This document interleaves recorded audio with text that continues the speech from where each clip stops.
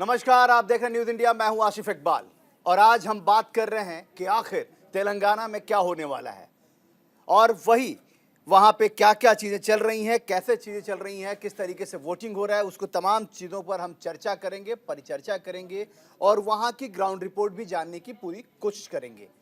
अभी इस वक्त की जो बड़ी खबर आ रही है वो हम आपको वोटिंग परसेंटेज के तौर पर बता देते हैं। इस वक्त तेलंगाना में 119 सीटों पर वोटिंग जारी है। सुबह 11 बजे तक 20.64% तक हुई है वोटिंग। मुख्यमंत्री के चंद्रशेखर राव ने किया है मतदान। जी, अभी की सबसे बड़ी खबरों से आपको रूबरू करा रहे हैं। मेडक जिले के सिद्दीपेट में पत्नी संग डाला है वोट और असली तस्वीरें आप जो देख रहे हैं, सुपर एक्सक्लूसिव तस्वीरें हैं ये, जो तेलंगाना के मुख्यमंत्री ने जो वोट डाला है उसके बाद वो किस तरीके से लोगों की तरफ मुखातिब हुए, वही वो बता रहे हैं। अपनी पत्नी के संग उन्होंने वोट डाला है और आज तेलंगाना में वोटिंग चल रही है। अभी तक की फीसदी 20.64% हुई है 11 बजे तक की वोटिंग जो चुनाव आयोग ने जारी किया है। और ये आप सीधी तस्वीर देख रहे हैं, तेलंगाना के मुख्यमंत्री के चंद्रशेखर राव जो तीसरी बार मुख्यमंत्री बनने के लिए कवायद और कोशिशों में जुटे हुए हैं। सीधी तस्वीर आपको हम दिखा रहे हैं। ये उन्होंने वोट डालने के बाद जिस वोटिंग बूथ से वो निकल रहे थे, पोलिंग बूथ से वो निकल रहे थे, वहां की तस्वीरें हैं। ये सीधे तस्वीर क्यू में अपनी बारी का इंतजार किया, फिर उसके बाद मुख्यमंत्री ने वोट डाला और वोट डालने के बाद जब वो बाहर निकले तो लोगों का अभिवादन किया। मीडिया से कुछ बात करने की कोशिश की लेकिन उन्होंने कुछ नहीं बोला, बस सिर्फ मुस्कुराते चेहरे से सभी का अभिवादन किया और उसके बाद वो निकल गए। कुछ लोग, ये देखिए सीधी तस्वीरें हैं, आपको हम सीधी तस्वीर दिखा रहे हैं। न्यूज इंडिया आपको सुपर एक्सक्लूसिव तस्वीरें दिखा रहा है जो इस वक्त देखना, जानना, समझना जरूरी है क्योंकि तेलंगाना के भविष्य की चिंता है। तेलंगाना का भविष्य किसके हाथों में होगा उसके लिए। और अब हम बिल्कुल, और इसी दरमियान एक बड़ी खबर आई है वहां से, कांग्रेस और बीआरएस कार्यकर्ताओं में झड़प देखने को मिली है। जी हां, इस वक्त की सबसे बड़ी खबर, कांग्रेस और बीआरएस कार्यकर्ताओं में झड़प देखने को मिली है। राजेंद्र नगर विधानसभा में भिड़े कार्यकर्ता, कांग्रेस और बीआरएस, ये दोनों कार्यकर्ता आपस में भिड़ गए हैं। पुलिस ने लाठीचार्ज किया है। सीधी तस्वीर आपको हम दिखा रहे हैं, सुपर एक्सक्लूसिव तस्वीरें हैं ये जो देखना, जानना बेहद जरूरी है आपके लिए। तेलंगाना में देखिए, कांग्रेस और बीआरएस के कार्यकर्ता आपस में भिड़ गए और उसके बाद पुलिस को बल प्रयोग करना पड़ा। दोनों को छितर बितर करने के लिए पुलिस ने अपने तरीके से बल प्रयोग किया। उसके बाद कहीं जाके सारे कार्यकर्ता इधर उधर, देखिए आप तस्वीरें देखिए किस तरीके से जिद कर रहे हैं कार्यकर्ता। और उसके बाद पहले पुलिस ने समझाया, मान मनोबल किया। उसके बाद अगर ये लोग मान मनोबल और बातचीत से नहीं सुलझे, उसके बाद बल का प्रयोग किया गया। और सीधी तस्वीर आपको हम दिखा रहे हैं, ये देखिए किस तरीके से सुपर एक्सक्लूसिव तस्वीरें हैं ये, कैसे कार्यकर्ताओं को छितर बितर करने के लिए लाठीचार्ज करना पड़ा, बल प्रयोग करना पड़ा। उसके बाद कहीं जाकर ये कार्यकर्ता, देखिए तस्वीरें अपने आप बहुत कुछ बयां कर रही है। साफ तौर पे पहले समझाया गया, मान मनोबल किया गया, ये कोशिश की गई कि वो लोग बातचीत से मान जाएं। जब बातचीत से नहीं माने और पुलिस से भी उन लोगों ने हाथापाई करने की कोशिश की, तब कहीं जाके बल प्रयोग हुआ। देखिए आपको सीधी तस्वीरें दिखा रहे हैं, हम बार बार ये तस्वीरें दिखा रहे हैं क्योंकि साफ तौर पे देखिए कि जिस तरीके के हालात दिखे वो चिंताजनक थे। क्योंकि माना यह जा रहा था कि बहुत शांतिपूर्ण तरीके से मतदान हो रहा है और ये छिटपुट घटनाएं जो होती हैं, ये छिटपुट घटनाएं अगर इनको तुरंत कंट्रोल न किया गया तो यही घटनाएं बड़ी हो जाती हैं। और इसीलिए पहले पुलिस ने मान मनोबल किया, पहले मनाया, समझाया, बताया, लेकिन वो जब नहीं माने तो फिर बल का प्रयोग किया गया। और आप देखिए सीधी तस्वीरें आपको हम दिखा रहे हैं, तेलंगाना की तस्वीरें हैं ये। कांग्रेस और बीआरएस कार्यकर्ता आपस में भिड़ गए थे। पहले पुलिस ने दोनों कार्यकर्ताओं को, दोनों पार्टियों कार्यकर्ताओं को समझाने की कोशिश की, जब वो नहीं समझे तो उसके बाद बल प्रयोग। बिल्कुल, देखिए हम सीधे तौर पे, आप भी, हमने बात की थी आपसे कि हम चर्चा करेंगे, परिचर्चा करेंगे, हम ये जानने की कोशिश करेंगे कि आखिर तेलंगाना में जो वोट पड़ रहा है वो किस तरीके से पड़ रहा है, क्या उसके मकसद होंगे, किस तरीके से कौन सी पार्टी एडवांटेज में होगी। हमारे साथ बड़ा पैनल है, वो पैनल जो टीवी का सुख्यात और विख्यात पैनल है जिनको लोग देखना चाहते हैं, जानना चाहते हैं, समझना चाहते हैं और उनकी बातों को मानते हैं। हमारे साथ बड़े वरिष्ठ डॉक्टर सुनील कौशिक जी हैं, वरिष्ठ पत्रकार हैं, इसीलिए मैंने कहा वरिष्ठ। और हमारे साथ रत्नाकर सिंह जी हैं जो कांग्रेस की मुखर आवाज है, कांग्रेस की पहचान है।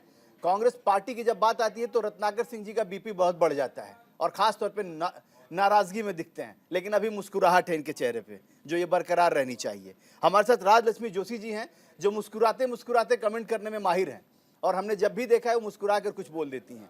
और हमारे साथ हमारे ग्राउंड जीरो के हीरो आकाश जो लगातार तेलंगाना चुनाव को अपनी पैनी नजर से लगातार उन्होंने कवर किया है और एक एक चप्पे चप्पे पर वो खुद गए, उनकी टीम गई और लगातार बने रहे।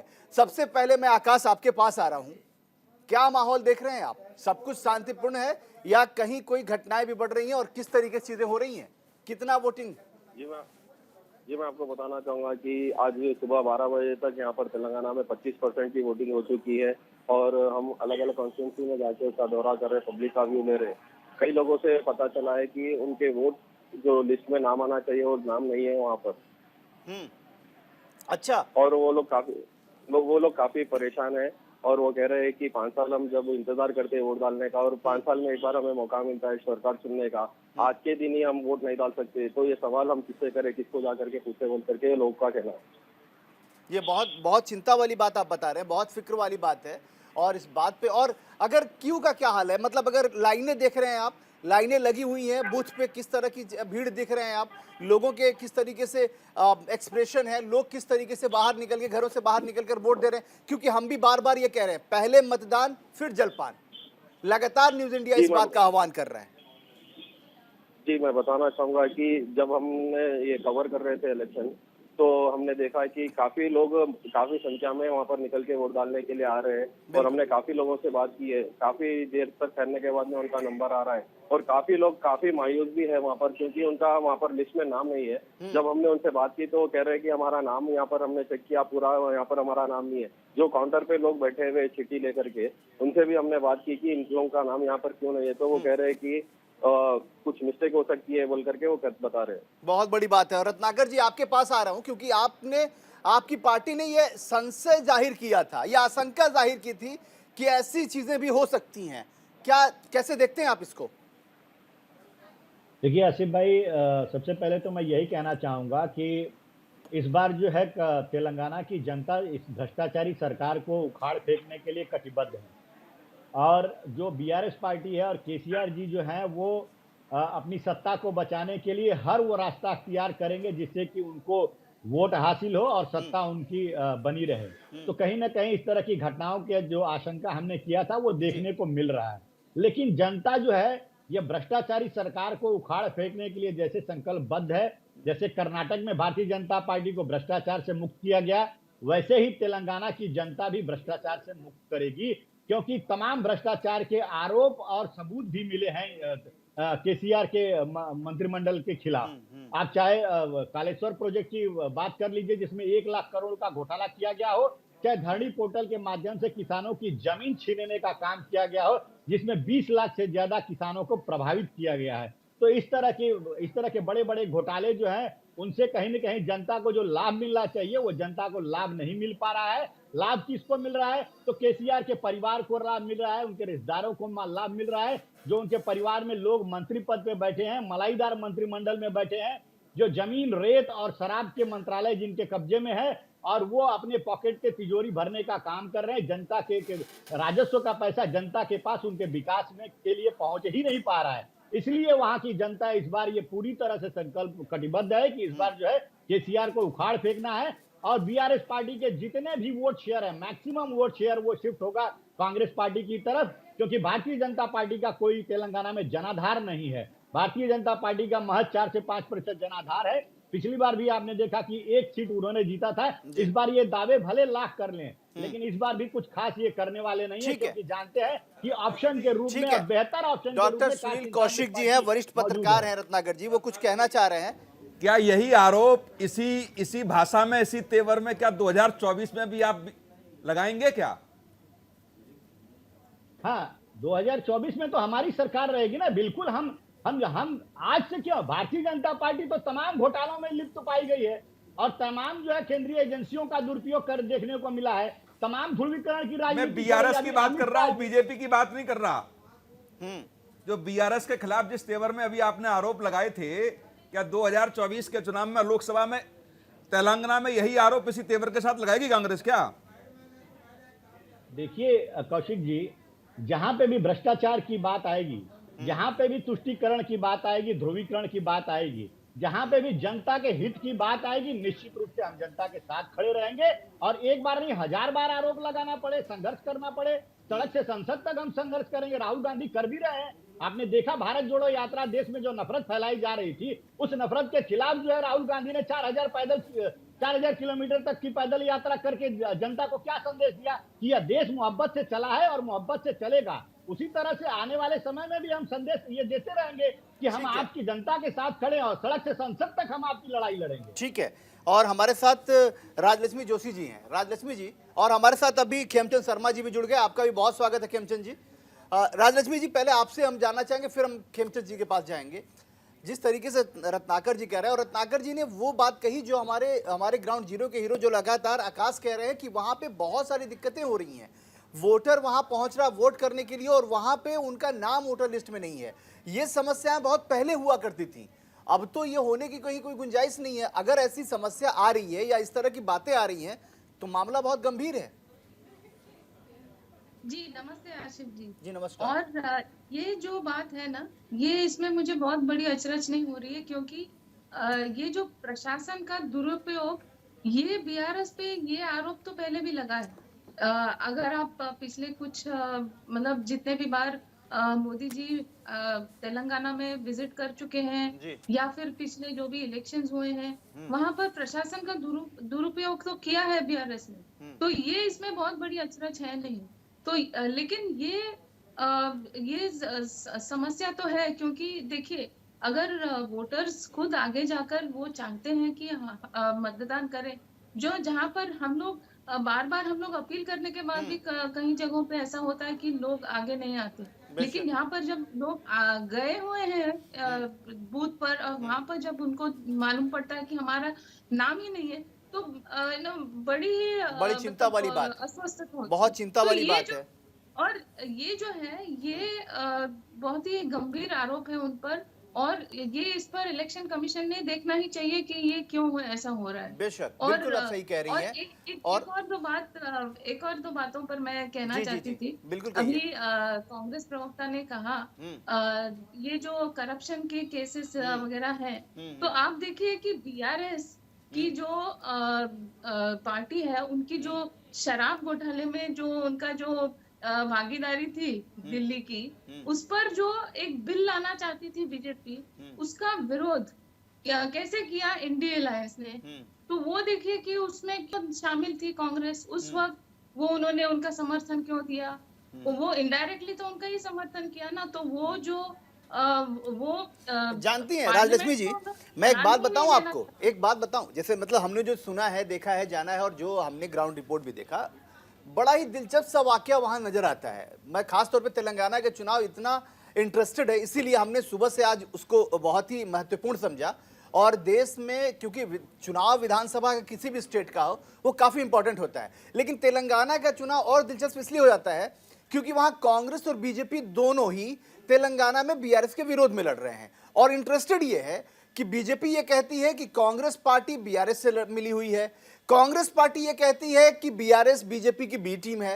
ये बड़ा दिलचस्प सा मामला दिखता है कि वहां पे कौन किसके साथ और कौन किसके खिलाफ, ये समझ नहीं आता। खास तौर पे कांग्रेस और बीजेपी जिस तरीके से उसको बार बार आरोप प्रत्यारोप लगाती है। खेमचंद शर्मा जी जुड़ गए हमारे साथ।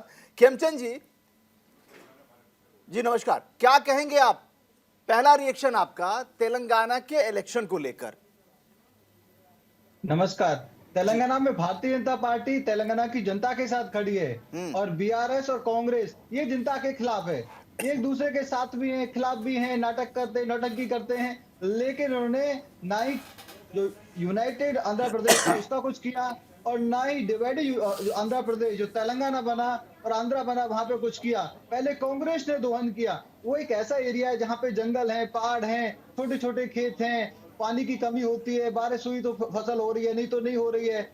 और जंगल में रहने वाले लोग हैं, आदिवासी लोग हैं, गरीब लोग, इन्होंने उनको ध्यान में रखते हुए कोई काम नहीं किया तो कन्वर्जन किया तो उनका शोषण किया तो अपने घर भरे, सिर्फ और सिर्फ अपने घर भरने क्या का काम होगा? किया, कमीशन लेने का क्या काम होगा? किया। आप लोग क्या कर रहे हैं वहां पे? क्योंकि देखिए अभी देखिए, हमारे बाकी- साथ राजनीतिक विश्लेषक हैं और एक वरिष्ठ पत्रकार हैं। इन दोनों लोगों से मैं एक छोटा रिएक्शन ले लेता हूं, फिर आपके पास लौटता हूं। सुनील मैं कौशिक अपनी जी, बात complete मैं करता आपके हूं, पास आ रहा हूं, आपसे मैं आपके पास आ रहा हूं, एलोब्रेट कीजिएगा। आप सवाल ले लीजिए और अच्छी बात रहेगी, एलोब्रेट करिएगा और आपको पूरा टाइम दूंगा मैं। सुनील कौशिक जी, मुझे एक बात समझा दीजिए, वहां पे लड़ाई अभी जो फिलहाल जो दिख रही है, जो लगातार जो जिस तरीके से किसके किसके बीच में है और कौन सी पार्टी, अगर आप ऐसे रैंकिंग करें तो किस नंबर पे होगी? ऐसे ही मतलब बस ओवरऑल की बात करें। ओवरऑल नहीं, ग्राउंड जीरो की रिपोर्ट आपके रिपोर्टर्स बता रहे हैं और हम लोग भी देख रहे हैं। निश्चित तौर से लड़ाई तो बीआरएस और कांग्रेस के बीच में, इसमें कोई दो राय नहीं है। अच्छा, और ये देखिए जाए कि ये आंकड़े बता रहे हैं कि यदि 11 बजे तक 20% से ऊपर मतदान हुआ, जी वहीं जाकर के आप देखोगे हैदराबाद में 12% के आसपास मतदान हुआ। जी, जहां योगी जी ने जनसभाएं की, या राजा सिंह दहाड़ रहे हैं, निश्चित तौर से तमाम ऐसी बातें उस समय कही, वहां उस क्षेत्र में केवल 12% मतदान, केवल 12%। ये सवाल खड़े बहुत करता चिंता का है विषय है। कि निश्चित तौर से कुछ न कुछ बीजेपी के लिए हालात ठीक नहीं है। ठीक नहीं। दूसरी महत्वपूर्ण, बागल में आप देखेंगे आदिलाबाद, जी, आदिलाबाद में 30% से ऊपर मतदान 11 बजे तक। तो ये संकेत करता है कि जो एआईएम का जो गढ़ माना जाता है बगल में आदिलाबाद, वहाँ 30% से ऊपर मतदान है। जहाँ एआईएम 9 सीटों पर लड़ रही है और पिछली बार 7 सीटों पर जीती भी थी, जो बीआरएस के साथ गठबंधन है। और सबसे महत्वपूर्ण बीजेपी के लिए बात आप देखिए कि आपके प्रदेश अध्यक्ष रहते हुए संजय सिंह ने तो एक यात्रा निकाली थी, प्रज्ञा संग्राम यात्रा। उसके बाद बहुत समर्थन मिला, लेकिन कहीं ना कहीं आपको बीजेपी को उनको हटाना पड़ा। हटाना क्यों पड़ा कि एटाला राजेंद्र सिंह जो कांग्रेस छोड़कर के बीजेपी में आए, जो कांग्रेस छोड़कर के बीजेपी में आए, और दूसरा के राम गोपाल रेड्डी, इन तीनों का जो त्रिकोणीय संघर्ष वहां देखने को मिला। चाहे मीटिंग में आप देखेंगे जूतम पार हो रही है, तमाम ऐसी मीटिंग्स वहां रही जहां मुझे लगता है कि दिल्ली तक धमक सुनाई दी। तो जो मैनेजमेंट बीजेपी को उस समय करना चाहिए था, वो थोड़ा सा मुझे लगता है ठीक है। सुनील जी, मैं आपके पास लौटूंगा, फिर अभी राजलक्ष्मी जी के पास जाऊंगा, फिर खेमचंद जी आपके पास आऊंगा, फिर रत्नाकर जी से जवाब लेंगे हम। वक्त छोटे से ब्रेक का है, ब्रेक के उस पार खबरें लगातार जारी है, कहीं मत जाइएगा।